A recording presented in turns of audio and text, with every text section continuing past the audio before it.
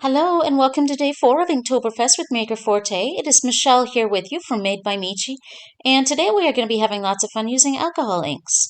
For our projects today, in addition to the alcohol inks, we are going to be using some of the Ranger Yupo translucent sheets, some of the Maker Forte Geminio paper.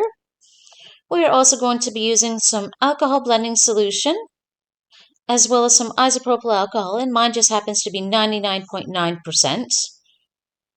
We are also going to be using a air puffer tool to help blend and move around those glorious little inks and alcohol. And as well, I have here a heat styling tool for hair. Please do not get that mixed up with a heat embossing tool, because a heat embossing tool is just going to be way too hot to use with alcohol inks. Now, so to begin here, I am going to be using a piece of the Geminio paper, from Maker Forte. And as you will see, the Geminio paper, it has two different sides to it. One is a glossy side, and the other is more of a matte, kind of a satiny finish side. That is the side that you want to use with alcohol inks. You will achieve the results that you want a lot better on the matte side compared to the glossy side. The inks won't really, and the alcohol won't really move around and do what you wanted to do on the glossy side, so please be sure to use the more matte satiny finish side. Now for my isopropyl alcohol, I always like to put in one of these little small fine point bottles. I do have to fill it up a little bit more often than I would with a larger bottle, but with that fine point tip, it allows me to be more precise and get that alcohol exactly where I want it. Now the inks that we're going to be using with this, we're going to be using the pitch black, rosewood, and some of the gilding alloy. Always make sure when you use these alloys or anything metallic that you do shake the bottle up really well until you hear that little metal ball moving around freely within that bottle, so that way you know that your metallics are mixed up really well. And also a word of caution, out of experience, always make sure that you have that lid fully closed on those metallic alloy bottles or any metallics. If you do not, you shake it up and you will have that metallic everywhere. And I mean everywhere, in your hair, everywhere. Not that a little bit of gold metallic is a bad thing, but just to save yourself the mess and the frustration, make sure that lid is fully closed. Now to start here, I'm just adding a little bit of the isopropyl alcohol to my piece of Geminio paper and drop each of my inks again, which is the pitch black and the rosewood. I'm just going to move them around just a tiny little bit to get them going with my air puffer tool, and then I'm going to be adding 2 little drops of the gilding alloy. Now anything metallic, I always like to add within a drop within the other inks, not just the metallic on its own. It helps it to blend and move around a lot easier than if you just added your metallic on its own like you do with the other inks. I hope that made sense. So now I'm getting my heat styling tool and I'm just going to start moving these inks and blending them around. Now when I use the heat styling tool, I know I'm doing it at first here just to get them moving around, but I try never to go directly over top with the heat tool of the inks and the alcohol, because for one, that will move them around too much and won't give me the control that I need or that I'm looking for, but it will also dry that spot really quickly. As you can see on the right here, it is dried. So what I do with my heat styling tool, I always go in on the side of those inks and alcohol. It allows me much more control over my inks, and it doesn't dry them nearly as much as direct over top heat would. So now what I'm doing here is a technique that I absolutely love doing with my alcohol inks. It is making lines or ripples, whatever you would like to do. Now, as you can see, it is already starting to form at the top curved part of the rosewood ink there. But by going from side to side, I hope I'm going to explain this well enough. But going from side to side, you're going to be pushing the alcohol and the inks back and forth. And for example, when I am on the bottom of the ink and I push it up with my heat styling tool, it allows me just enough time to get to the other side of the ink to form a line, but not enough time for the ink to fully touch the first line that you just made, if that makes sense. So I'm just going back and forth, side to side, moving the alcohol and those inks around. And as you can see, my hand is getting in the way a bit, and my apologies, but as you can see, I am still not going over top of that alcohol. I am just staying on these sides of it and pushing it back and forth. Now, this technique does take a little bit of time, a little bit of practice to get used to it and find what works best for you. But I find it really therapeutic doing these as well, making these lines and ripples. And yeah. And as well, you can see with, yeah, sorry, lost my train of thought there. But yeah, I'm just drawing the last little bit there. And there we have this first piece is finished. You can see all of those little lines within the piece there, lines, ripples, whatever you would like to call it, that beautiful shine of the metallic within the ink as it blended with the pitch black and the rosewood. And just there on the right, I'm showing you a little bit of the rosewood that stayed somewhat true to itself. So now for the second piece here, I'm starting out with a piece of the Geminio paper again. And I do show you three different colors that I had planned on using, which was eggplant, monsoon, and currant, but I only actually end up using the currant for this. So, and I'm also going to use the gilding alloy for this as well because, well, you gotta have a little bit of gold. And I did actually also plan on using some of the alcohol blending solution, but I did not for this piece. So for this, as well as the previous one, just shake up that gold metallic end again to make sure it is nice and fully mixed. And for the regular alcohol inks, you can just take the tops off from the beginning and leave them. They will not dry out. But also make sure when you are opening up your bottles, try not to do it over top of your paper because when you open them, you will sometimes have little dried ink around the top of your bottles and you may get little bits of it on your project. It's not that big of a problem, but if you can try and avoid that, always try and open your bottles away from your paper. So there I just added some of the alcohol to start and then my currant ink over top of that and a drop of the gilding alloy. And I'm just going to move it around to get it started there. A little bit more of the ink. And then I'm going in with my heat embossing tool. Sorry, I went a little bit more with the isopropyl alcohol, not with the ink. And now I'm just moving it around with my heat tool. So now you will find when you use isopropyl alcohol compared to an alcohol blending solution, the alcohol you will get more of a diluted and more of a light, faint, and faded look to it. More of a ethereal look, if you will, I guess. So now I'm just going back and forth, making those lines and those ripples again with my ink and my alcohol, adding more alcohol as I need to. And just continue on going side to side, creating those lines. And actually now I just stay within the one on the one side of it to achieve some nice long straight lines or ripples along the side there. And I actually never end up adding more of the currant alcohol ink to it, just so I can get a nice faded, soft look to this piece. So as you can see with my heat tool, I am just slowly going along the side of it, moving that ink and pushing it up there, but getting back in time just so that the ink, it doesn't touch that line you had previously made. That, yeah, that is where you will get your, I know I'm not explaining it very well here. But just make sure that when you're using a heat embossing tool that you are just constantly always moving, excuse me, that alcohol and ink around. And just practice, practice, practice with this technique if you do want to give this a try. It isn't hard, but it does take a little bit of practice to do. And I am just drawing out that last little bit of ink there on the side. Just again, just trying getting those little I'm kind of obsessed. I can never not do lines or ripples when I use alcohol inks. I just subconsciously always go towards it. But I love it every single time. And here is the finished piece. So you can see those long lines of ripples going from the top down along to the left-hand side and just fading out there. And that beautiful gold shimmer within the piece as well. Absolutely beautiful. So now for our next piece here as well, I have a piece of the Geminio paper.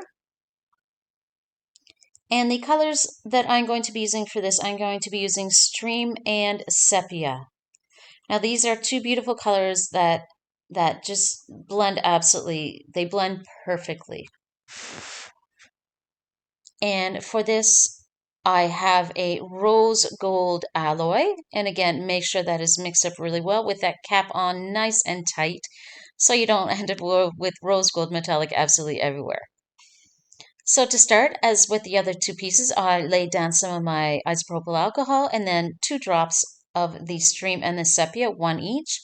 Now I just picked up my paper actually to move it around this time to get it going instead of using the air puffer tool. And then I added in my rose gold alloy to it over top of those inks. And as you can see there, I got a little bit of some of the dried ink that was around the rim of the cap when I put it in there. So I just grabbed my tweezers and just grabbed that little bit of dried ink out of the piece because you don't want that in there. So mix it in, blend it all up there, get it all moving, and I'm going to be going in with my heat styling tool again. This is my tool of preference. I absolutely love using this heat styling tool. It just gives me just enough heat, but not too much heat, and in just the perfect amount of airflow to achieve exactly what I want my inks to do. So I just start moving them around, and as you can see in the middle, it did start to dry a little bit too quickly because I did go over top of it with my heat tool at first instead of going in from the side. So I just added more of that isopropyl alcohol. And again, I am just going along the side of it, just going back and forth, allowing the alcohol and the ink to move up a bit, but then they do move back just enough for me to form that next line, and so on and so forth. And these inks do blend beautifully. You do get that blue from the Stream. You get a little bit of that brown from the sepia, but then when these colors blend together, they form a gorgeous olive color. Such a beautiful blend. And yeah, I just love the extra colors that you get when your inks blend together. Absolutely gorgeous. As well with alcohol inks, you never know what you're going to get.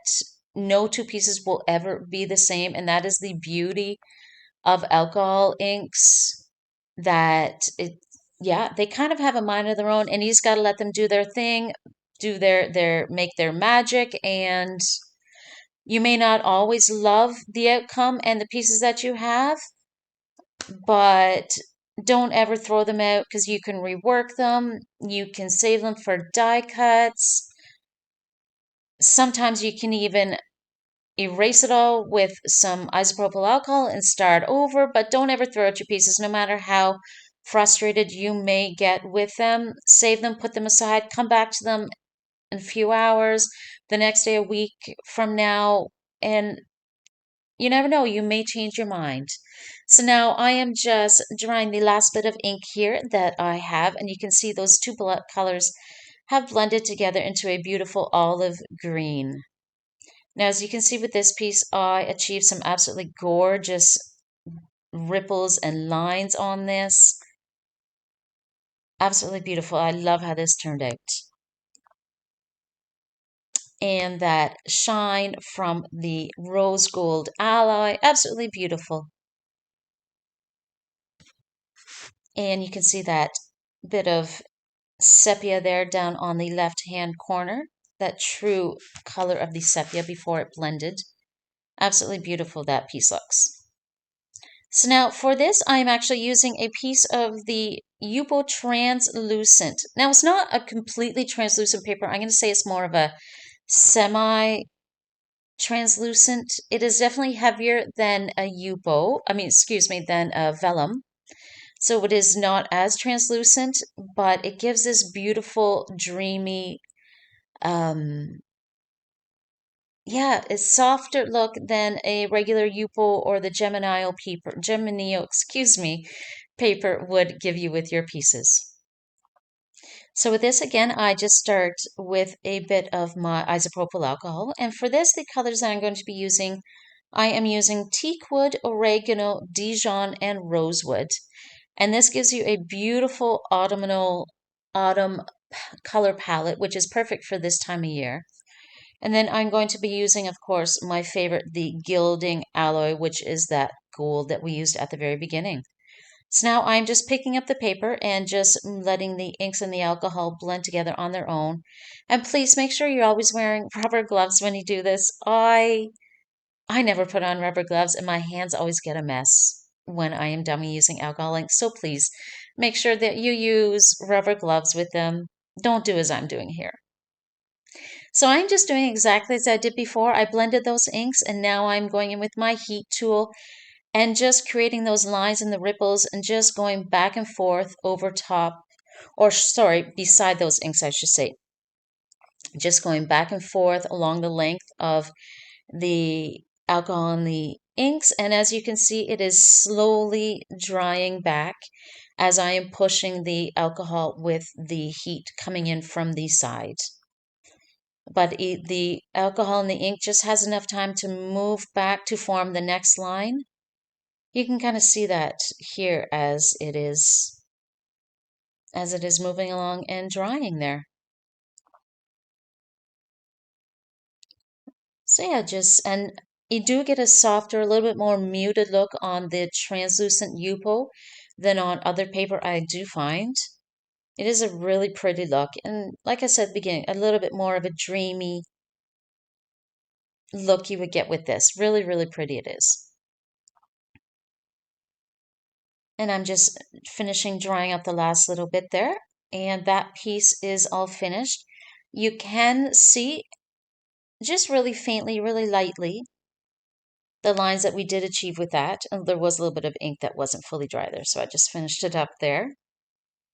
But yeah, it blended a little bit more here, gives a little bit more soft, muted feel to it, but you do still have those lines within there that I was trying to achieve.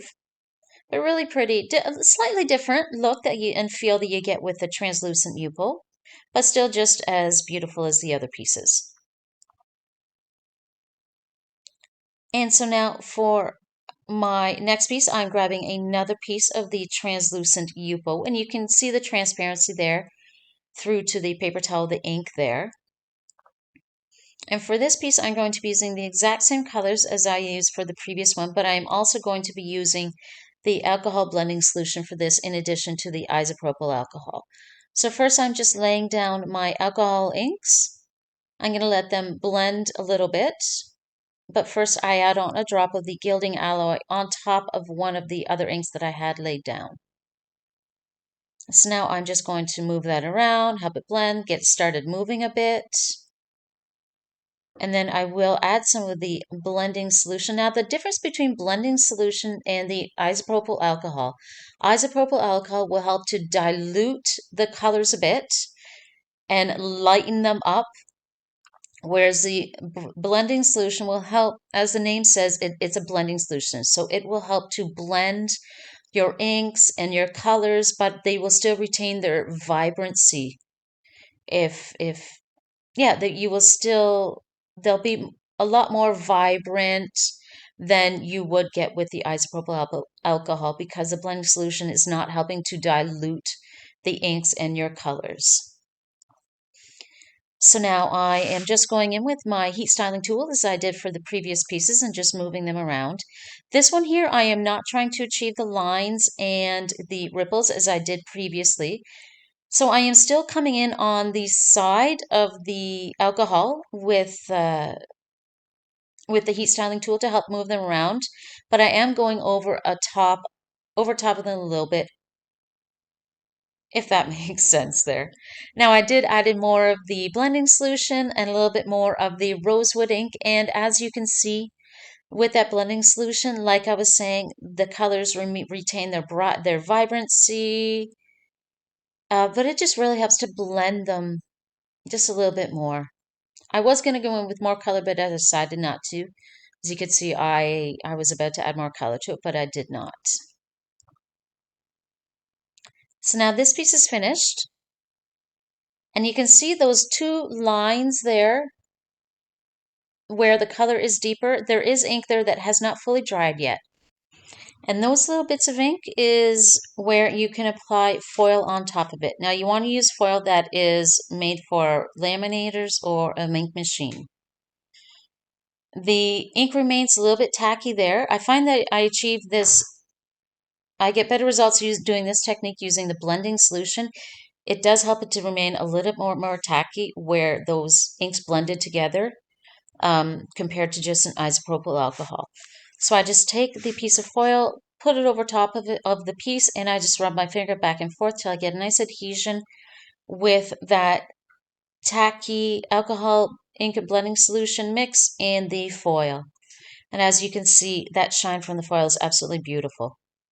It's a little bit different look than you do get with the metallic alcohol inks.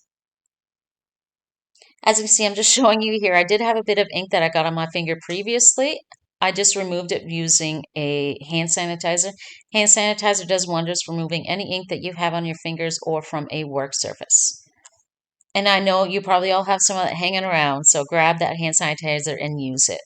So now for this piece, I grabbed a piece of the Maker Forte Geminio paper and the same inks as I used previously, which is the teakwood, the oregano, Dijon, and rosewood, and the gilding alloy. So to start this piece, I actually did a little different. I laid down the alcohol blending solution first instead of the isopropyl alcohol.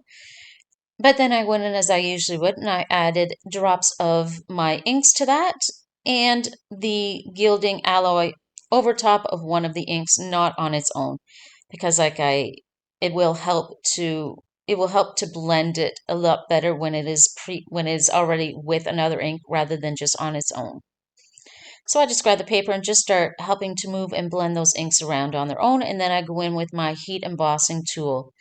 So now with this one again, I am not going to try and get those lines and ripples as previously, but just a nice blend of these inks, and yeah, you will achieve a different look with this using the alcohol blending solution rather than just the isopropyl alcohol on its own. But I just go in with that heat embossing, the hairstyling tool, excuse me, um, on the side of the ink, and occasionally I do go over top of the inks for this kind of style that I am hoping to achieve or looking to achieve. And I just add in more of each of my inks to get that more vibrant, really saturated colors with these and the alcohol blending solution. And as you can see on the bottom left-hand corner there where you have that really faded light ink, that is the difference between the alcohol inks and the isopropyl alcohol on their own compared to using the blending solution.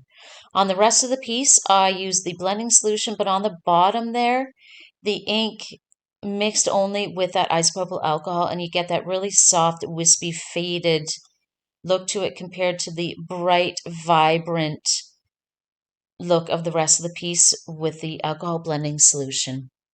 So I'm just using the heat tool to just go in and dry the inks. And I love the look of this too, using the blending solution. It's just such a rich, beautiful, vibrant, saturated look with these inks. And these colors that I used, they just blend so beautifully. So again, I do have some little sticky, tacky areas, so I'm just going in with that same foil and just adding it on wherever there is a little bit of tackiness left. And you can see I did spill a little bit of ink on my piece where one of my bottles fell over, but I just grabbed a little bit of the alcohol on a paper towel and just removed that. Depending on the color that you use, you can remove that alcohol ink and it will not leave um, a stain underneath it, which is really, really great. But if it was, for example, maybe a darker color like a black or a red, you still might have had a stain, a slight stain on where the color was, but not to worry. Again, more ink on my fingers, so please make sure you do wear rubber gloves when you do this. So I still have a little bit of tackiness there where that was, so I'm just going back in over top with that foil, adding the foil to these areas. And it just kind of takes a little bit of trial and error to figure out how wet the ink still needs to be for the foil to stick, where it's not too wet, where you're just going to be spreading around the ink, or that it's not too dry that the foil won't stick to it. So just kind of trial and error, practice, practice, practice, and you'll eventually find that sweet spot, shall I say, with the alcohol inks that will work perfectly for you. So now I did trim down two of my pieces, and I'm going to turn these two into cards. The one on the left, we use the translucent Yupo paper for, and the one on the right that I still have on the work surface there is the Geminio paper, and it was actually the first piece, excuse me, that we did create. Now I am using the Love and Courage stamp set from Maker Forte, and I am using the I forget what it says. we'll we'll know once we add the embossing to it.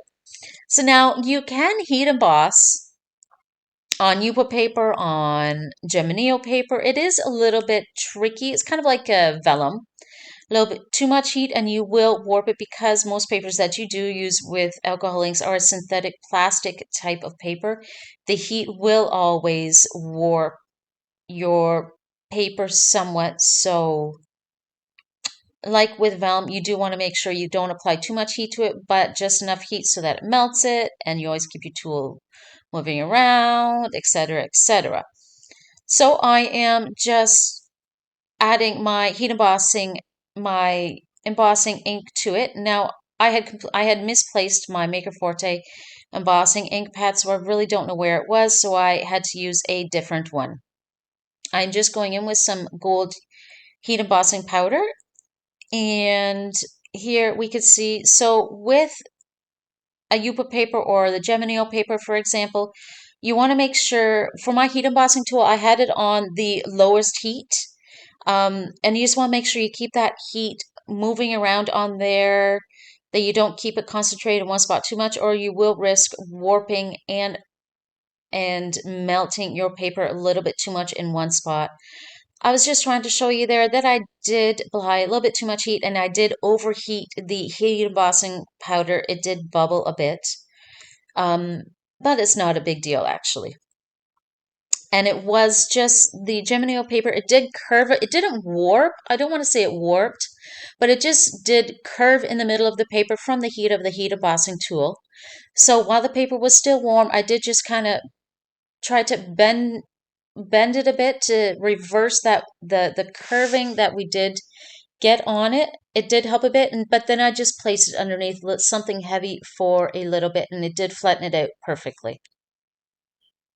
So now for this one, I am just going to add a simple sentiment from the Foilable Simple Sayings and the Simple Celebrations. So I just matted the sentiment on a piece of gold mirror cardstock. It just helps to tie in the gold on the rest of the card and just really helps to bring it out a little bit more. So now, even though this is a translucent Yupo paper, it is not as translucent as a vellum is, and we all know how hard it is to apply adhesive to a vellum.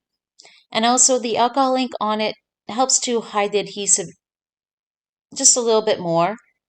So you really could not see the liquid adhesive that I use on the back of this, which was a win-win and absolutely perfect. So now I just added some foam dots on the back of my trim sentiment, and I'm just going to add it to the center of my card, because that's all it needed. I did not want to add anything else to this. I did not want anything to distract and take away from the beautiful alcohol ink that we have going on there. And that is it. Just a simple sentiment was all this card needed. So now for this piece with the Be Your Own Kind of Beautiful, I just adhered this straight down to a white A2 card base. And because the other side of this was a glossy finish, the glue might not have been the best adhesive for it, so I got out a stronger double-sided adhesive tape for it and just adhered it directly to my card base. And there we have it. So I'm just showing you here the pieces that, when I trim them down, how they looked before, the full pieces that we made originally. And then this one was that very first piece we made. I had a little trouble trying to puzzle piece this back together, but I had it right the very first time.